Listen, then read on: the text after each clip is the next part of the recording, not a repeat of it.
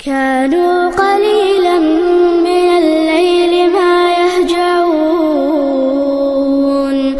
في الدنيا والآخرة۔ محترم بھائیوں اور عزیز ساتھیوں، اسلام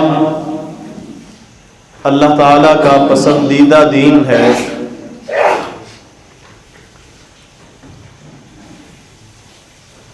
دین اسلام بنیادی طور پر 4 امور پر قائم ہے: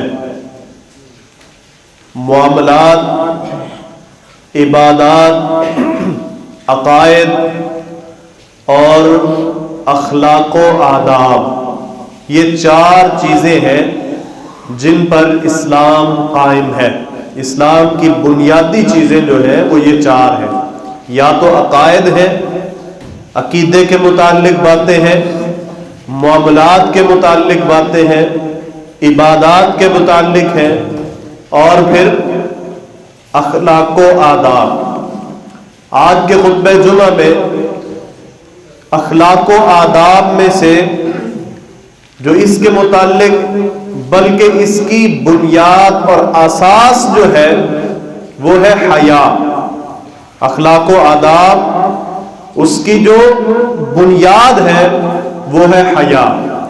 رسول کریم صلی اللہ علیہ وسلم نے فرمایا ان لکل دین خلقا، ہر دین کی کچھ نہ کچھ صفات، اخلاقی صفات ہوتی ہیں، اخلاقیات ہوتی ہیں، اخلاقی قدریں ہوتی ہیں۔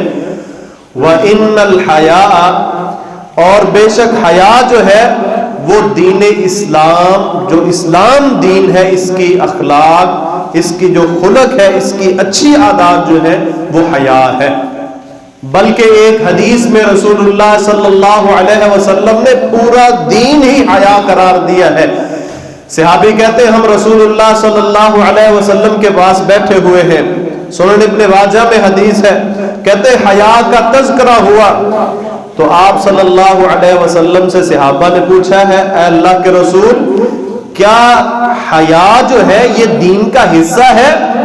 آپ صلی اللہ علیہ وسلم نے فرمایا حیا دین کا حصہ ہی نہیں بلکہ پورے کا پورا دین ہی حیا پر مشتمل ہے۔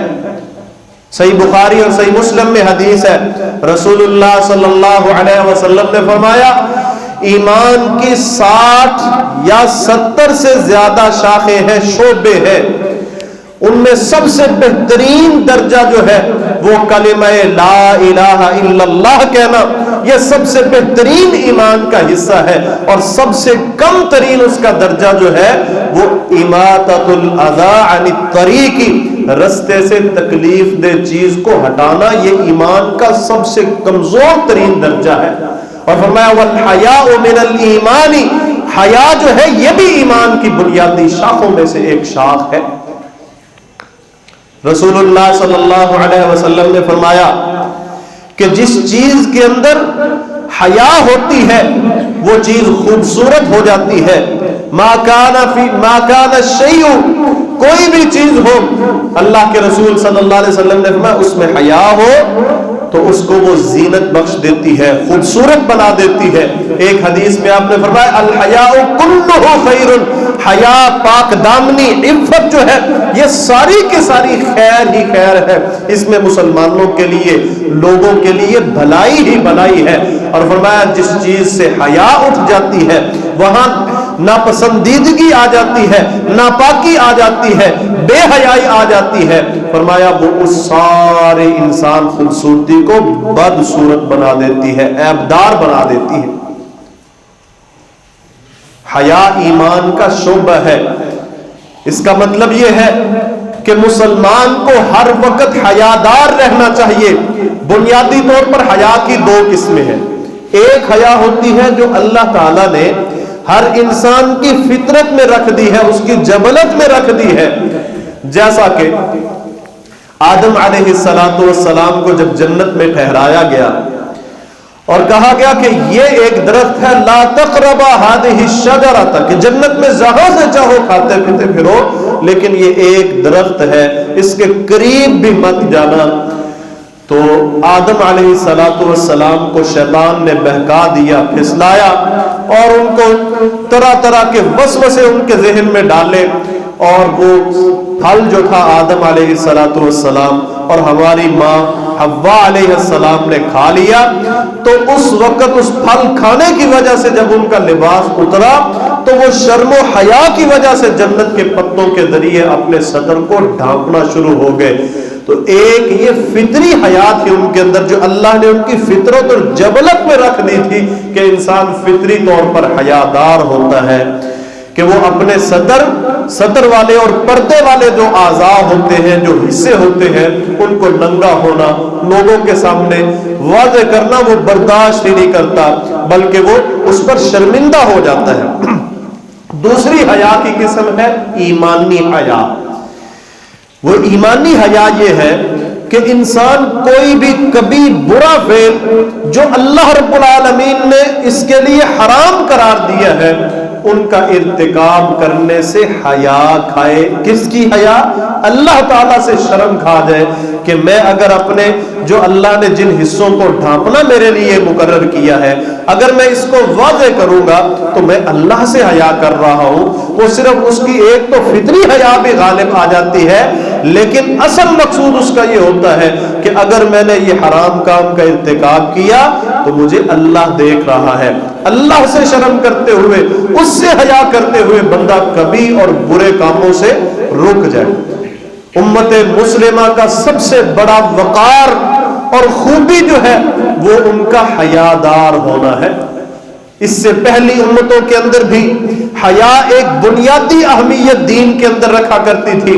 رسول اللہ صلی اللہ علیہ وسلم نے فرمایا ان مما ادرک الناس من کلام النبوۃ الاولى اذا لم تستحی فاصنع ما شئت، کہ پہلی نبوتوں سے جو بات چلی آ رہی ہے، خیر اور بہترین بات جو چلی آ رہی ہے وہ یہ ہے کہ اذا لم تستحی، جب انسان تیرے اندر حیا نہ رہے، شرم نہ رہے، اللہ کی شرم نہ رہے، تیرے اندر جو اللہ نے فطری طور پر حیا کا مادہ رکھا ہے، جب وہ نہ رہے تو پھر جو مرضی کرتا چلا جا، تیرے دین کو پھر تیری پرواہ نہیں ہے۔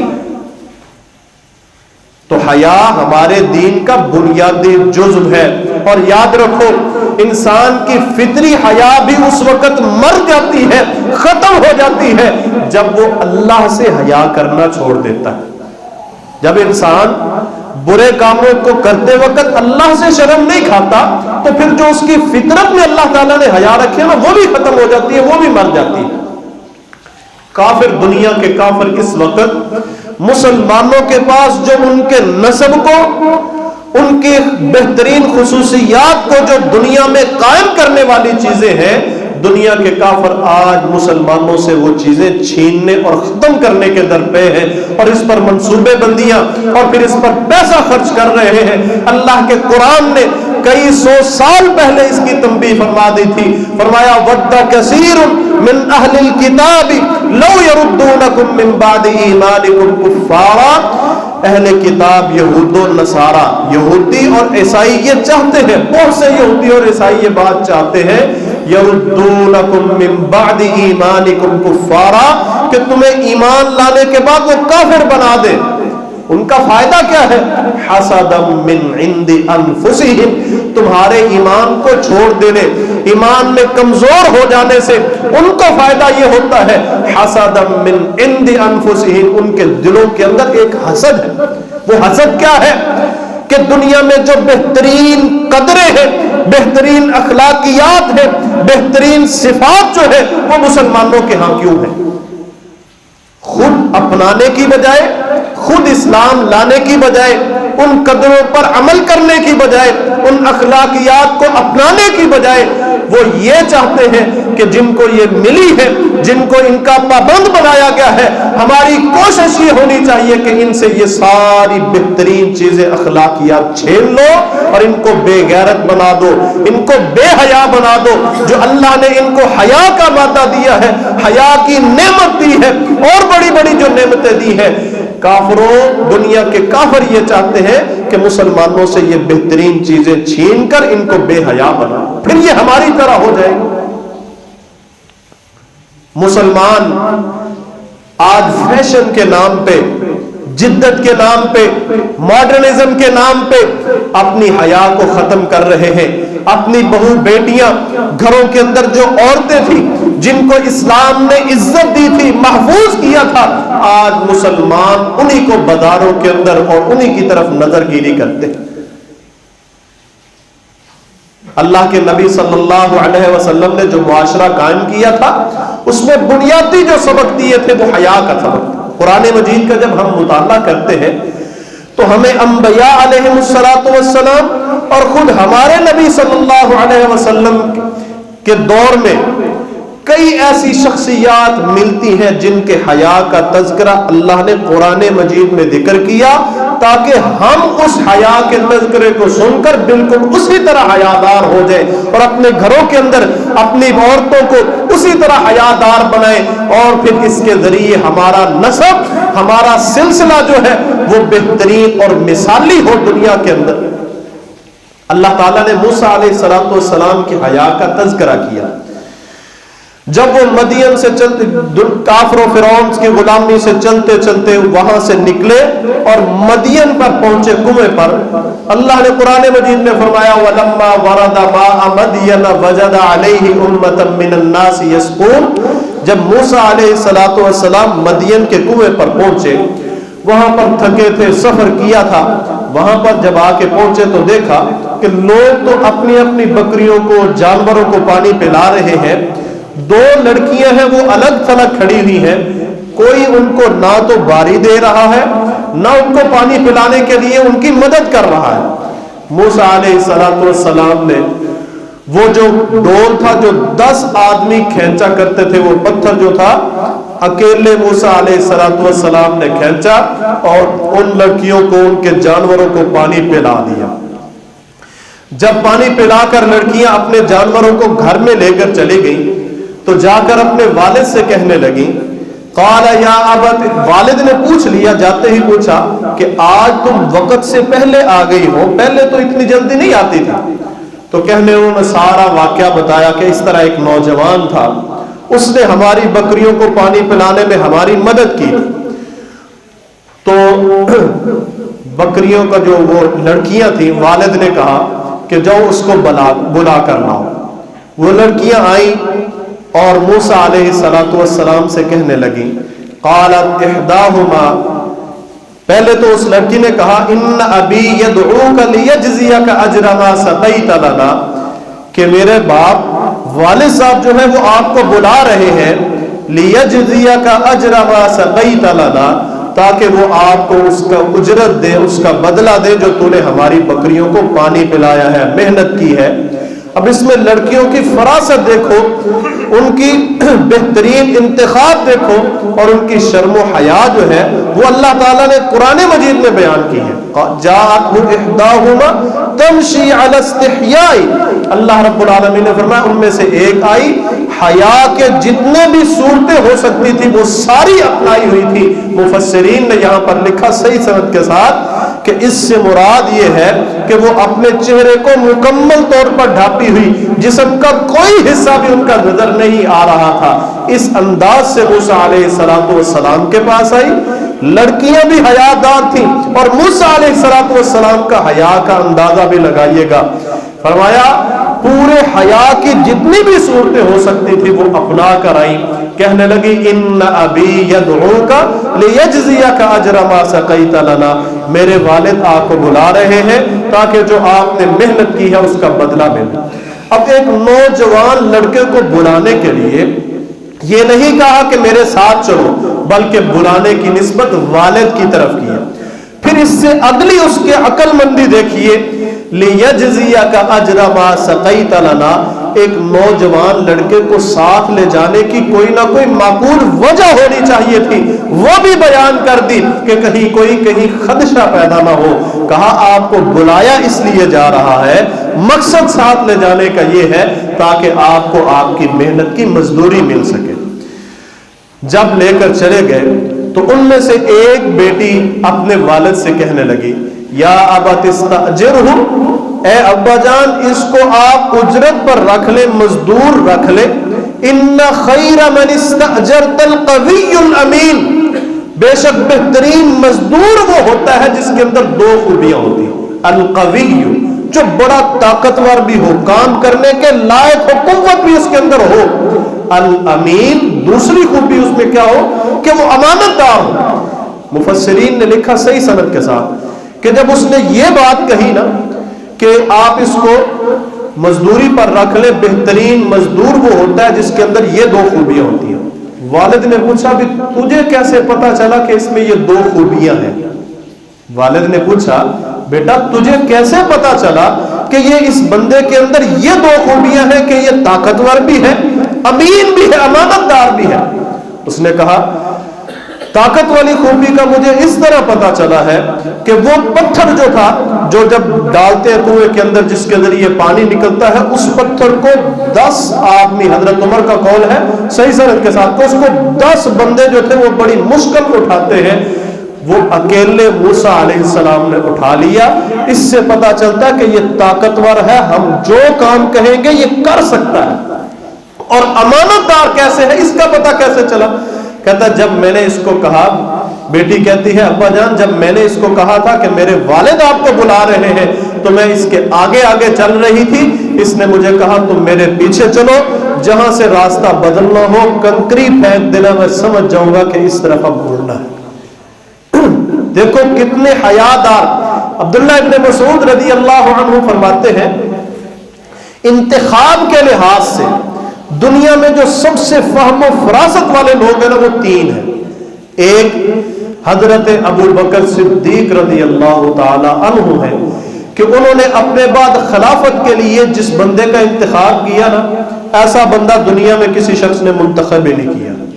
حضرت عمر رضی اللہ عنہ کا جو انتخاب کیا یہ کمال فراست تھی حضرت ابو بکر رضی اللہ عنہ کی۔ نمبر 2 عزیز مصر نے جب حضرت موسیٰ علیہ السلام کو اٹھایا، حالانکہ ماحول ایسا ہوتا تھا کہ 1 سال بچوں کو ذبح کر دیا جاتا تھا بنی اسرائیل کے اور 1 سال زندہ چھوڑا جاتا تھا، تو اس کو پکڑا اور اپنی بیوی سے کہا اکرمی مسواہو، اے میری گھر والی اس کا ٹھکانہ، اس کا رہن سہن بہت ہی اچھا کرنا، عسیٰ ان ینفعنا، ہو سکتا ہے یہ ہمیں نفع دے، ہمارا بیٹا بن جائے گا، بیٹا کوئی نہیں ہے تو یہ ہمارا بیٹا بنے گا۔